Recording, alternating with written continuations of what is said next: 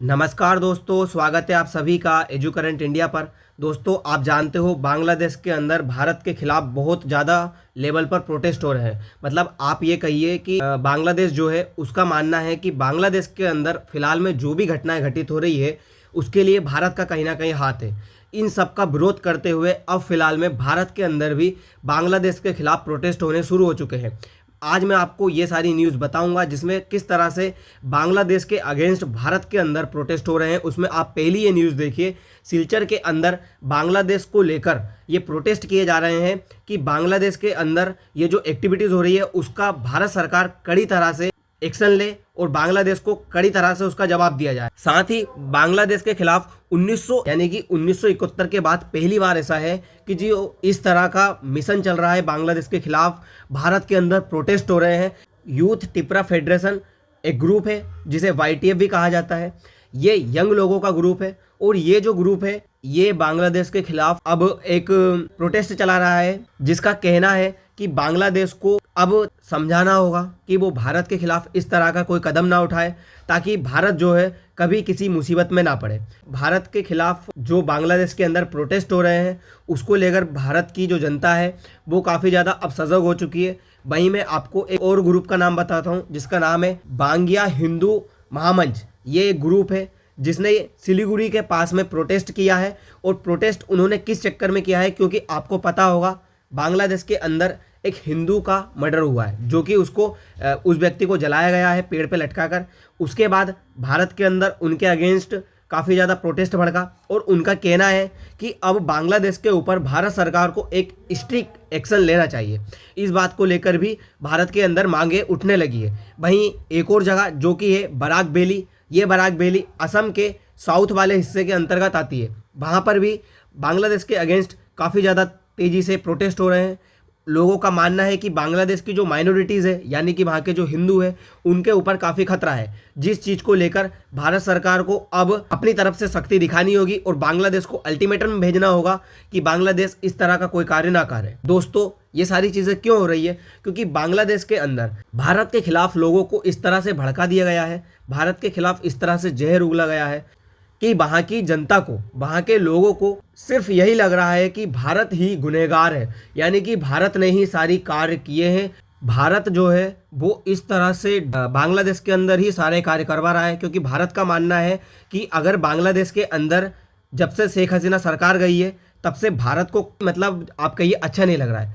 बांग्लादेश के लोगों का यह मानना है, क्योंकि जब शेख हसीना हुआ करती थी तब वो फैसले लेती थी जो भारत के लिए अच्छे हैं, जो कि भारत की पब्लिक के लिए अच्छे हो। और उनका मानना है लोगों का कि जो प्रधानमंत्री मोदी कहते थे शेख हसीना वही करती थी। इसी वजह से लोगों को भड़काया गया है मोहम्मद यूनुस के द्वारा और अमेरिका व पाकिस्तान के द्वारा कि आपके देश में भारत पूरी तरह से इन्वॉल्व हो चुका था, इसीलिए आप हर वो कार्य करिए जिससे कि भारत को नुकसान हो। इस वजह से दोस्तों भारत के अगेंस्ट लोगों में इतनी ज़्यादा भावना खराब हो चुकी है। आप जानते हो एक हिंदू मैन को पीट पीट कर मार दिया गया, उसके बाद में उस व्यक्ति की जो बॉडी है उसको पेड़ के ऊपर टांग दी जाती है और उसमें इस तरह से आग लगा दी जाती है। किस लेवल की अहिंसा और अराजकता को दर्शा रहा है, उन लोगों की क्या मानसिकता हो चुकी है अब भारतीयों के खिलाफ, ये पूरा दर्शा रहा है। अब भारत वालों को या भारत सरकार को इसके खिलाफ अगेंस्ट एक एक्शन लेना होगा, क्योंकि हिंदुओं के तरफ बोलने वाला सिर्फ एकमात्र देश है दुनिया के अंदर। अगर क्रिश्चियनों के खिलाफ ऐसी कुछ एक्टिविटी होती तो पूरा वेस्टर्न कंट्री खड़ा हो जाता। अगर मुस्लिमों के साथ ऐसा कुछ हुआ होता, पाकिस्तान के अंदर ऐसा कुछ हुआ होता, तो टर्की, सऊदी अरब, ना जाने और कितने मुस्लिम कंट्रीज़ हैं जो पाकिस्तान के साथ खड़े हो जाते। लेकिन आज बांग्लादेश के अंदर एक माइनॉरिटीज़ के साथ इस तरह से गतिविधि हो रही है और भारत सरकार इस पर चुप्पी साधे हुए है। भारत सरकार से पूरा देश इस समय इसी बात को लेकर सवाल पूछ रहा है। दरअसल ये कहानी की शुरुआत होती है उस्मान हादी की डेट से। एक उस्मान हादी जो भारत विरोधी मैप जारी करने के लिए जाना जाता है, उसने भारत विरोधी एक मैप जारी किया जिसमें उसने भारत के नॉर्थ ईस्ट वाले हिस्से को बांग्लादेश का हिस्सा बताया और उसने कहा कि जो नॉर्थ ईस्ट वाला हिस्सा है उसको हम बांग्लादेश का हिस्सा बना लेंगे, उसको बांग्लादेश में मिला लिया जाएगा। जब इस तरह की बयानबाजी हुई तब बांग्लादेश के अंदर ये व्यक्ति एक रिक्शे में सफ़र कर रहा होता है, दो अननोन गनमैन आते हैं। वो गनमैन आकर इस खोपड़ी के ऊपर बंदूक तानते हैं और उसको गोली मार दी जाती है। उसके बाद इसका कई दिनों तक सिंगापुर में इलाज चलता है, उसके बाद इसको यहाँ पे लाया जाता है और उसकी ये डेथ हो जाती है। जब उसकी डेथ होती है तो उसकी डेथ में इस तरह की भीड़ उमड़ के आती है, इस तरह का पब्लिक उसके जनाजे में शामिल होती है। लोगों ने उसको बांग्लादेश का सुपर हीरो घोषित कर दिया है और ये भीड़ फिर इतनी ज़्यादा गुस्सा हो जाती है, इतनी ज़्यादा भड़क जाती है कि ये जो बांग्लादेश की पार्लियामेंट है इसके अंदर ही घुस जाती है और बांग्लादेश के अंदर तोड़फोड़ करती है। हमें इस चीज़ से कोई मतलब नहीं है बांग्लादेश के अंदर कितनी तोड़फोड़ हो क्या हो, लेकिन लोग भारत के अगेंस्ट इतना बोल रहे हैं और भारत सरकार इस पर चुप्पी साधे हुए, ये बात हमें कतई बर्दाश्त नहीं हो रही है। इसलिए भारत सरकार से गुजारिश है कि अब इसके ऊपर सटीक तरीके से कोई एक्शन ले, कोई बड़ी कार्रवाई करे, तब जाकर बांग्लादेश को समझ में आएगा कि भारत क्या चीज़ है।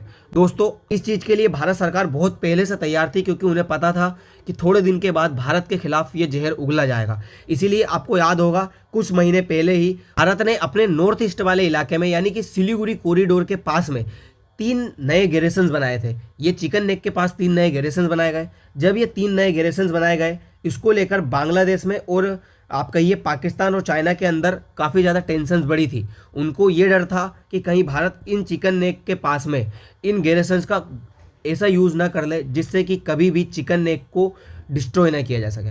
दोस्तों, इन गैरिसन्स को मैं आपको बता दूं, 3 जो नए गैरिसन थे, एक असम में बनाया गया था, एक पश्चिम बंगाल के नॉर्थ वाला हिस्सा है दार्जिलिंग का, उस हिस्से में बनाया गया था, और एक किशनगंज में गैरिसन्स बनाए गए थे। यहाँ पर हमने हमारी जो सेना है वो डिप्लॉय की थी। एक गैरिसन्स में बताया जाता है 50 से 60 हज़ार के आसपास जो सैनिक है वो डिप्लॉय किया जाता है, यानी कि हमने यहाँ पे 1.5 लाख के आसपास हमारे सैनिक उतार रखे थे। उसके बाद में यहाँ पे हमने हमारी आकाश एयर डिफेंस सिस्टम, ब्रह्मोस और S-400 जैसे डिफेंस सिस्टम को यहाँ पर भी तैनात किया था। ये सब हमने क्यों किया था? क्योंकि हम जानते थे कि बांग्लादेश आने वाले समय में ऐसी कुछ एक्टिविटी करेगा। जिस तरह से बांग्लादेश ने अपना यहाँ पर जो लाल मोनिरहट नाम का एक एयरबेस बनाया, ये भारत के उन्हीं गैरिसन्स को टारगेट करने के लिए एयरबेस बनाया गया। और भारत ने ये जो सारी चीज़ें तैयारी कर रखी थी, इस बात को लेकर इनके बीच में डर था कि भारत कहीं ऐसा ना करे कि जो बांग्लादेश का ये वाला चिकन नेक है ये पूरी तरह से तोड़ दिया जाए और ये पूरा इतना चौड़ा हो जाए कि भारत का जो चिकन नेक है वो फिर छोटा सा रास्ता बचे नहीं और भारत के इस चिकन नेक को कभी डिस्ट्रॉय ना किया जा सके। इसलिए चाइना और पाकिस्तान इन्वॉल्व होते हैं। बांग्लादेश में यहाँ पर एक लाल मोनिरहट नाम का एयरबेस बनवाते हैं और उस एयरबेस पे अपने जो बड़े बड़े जहाज है वो डिप्लॉय करते हैं। जब उनसे पूछा जाता है कि आपने ये जहाज यहाँ पे क्यों डिप्लॉय किए, इसका क्या काम था, तो उनका मानना है कि हमने यहाँ पर असैन्य कार्रवाई के लिए ये जो एयरबेस है बनाया था। पर हम भी जानते हैं कि ये सारा कुछ किस लिए किया गया था, क्योंकि बांग्लादेश को डर है कि ये जो रंगपुर डिवीज़न है इसको पूरी तरह से भारत अपने में ना मिला ले। आप जानते हो बांग्लादेश के पास जो है 2 चिकन नेक है, एक चिकन नेक 1 और एक ये चिकन नेक 2। ये जो चिकन नेक है ये चिटगांव के पास में, यानी कि हमारा जो त्रिपुरा है, इस त्रिपुरा से लगा हुआ ही ये चिकन नेक है। छोटा सा रास्ता है, अगर इसको ब्लॉक कर दिया जाए तो बांग्लादेश का ये जो चिटगांव वाला डिवीज़न है ये पूरी तरह से भारत के हिस्से में आ जाएगा। और उसके बाद में दूसरा चिकन नेक ये है, अगर इस चिकन नेक को भी ब्लॉक कर दिया जाए तो ये रंगपुर वाला जो डिवीज़न है ये भारत के अंदर आ जाएगा।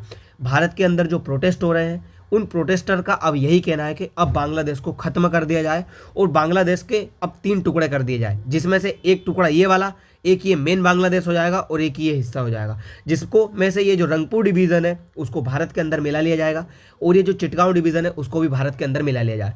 बांग्लादेश तभी चुप होगा जब बांग्लादेश का अब विनाश होगा, क्योंकि जब 1971 में पाकिस्तान और बांग्लादेश में मांग उठी थी, बांग्लादेश के अंदर इतनी ज़्यादा हिंसा हो रही थी, उसके बाद तभी जाकर ये सारी चीज़ें शांत हुई थी। पाकिस्तान के 2 हिस्से हुए थे, एक पूर्वी पाकिस्तान जो कि बांग्लादेश बना और एक पश्चिमी पाकिस्तान जो कि इस समय पाकिस्तान है। इसी तरह से अगर भारत को भी बांग्लादेश को चुप कराना है तो अब बांग्लादेश के हिस्से तोड़ने होंगे और ये रास्ता चौड़ा करना होगा, क्योंकि यही वो रास्ता है जो भारत के लिए अच्छा कार्य कर सकता है, क्योंकि भारत का इससे चिकन नेक जो है ना वो चौड़ा हो जाएगा और भारत को इन सारी चीज़ों से कोई दिक्कत नहीं जाएगी। तो दोस्तों, इन सारी चीज़ को लेकर आपका क्या मानना है? क्या भारत को अब चिकन नेक को चौड़ा करना चाहिए, बांग्लादेश को तोड़ देना चाहिए, या फिर भारत के अंदर जो प्रोटेस्ट हो रहे हैं वो नहीं होने चाहिए? आप अपनी राय कमेंट बॉक्स में जरूर रखिएगा। तो दोस्तों, फिलहाल के लिए इतना ही, मिलते हैं अगले वीडियो में। धन्यवाद।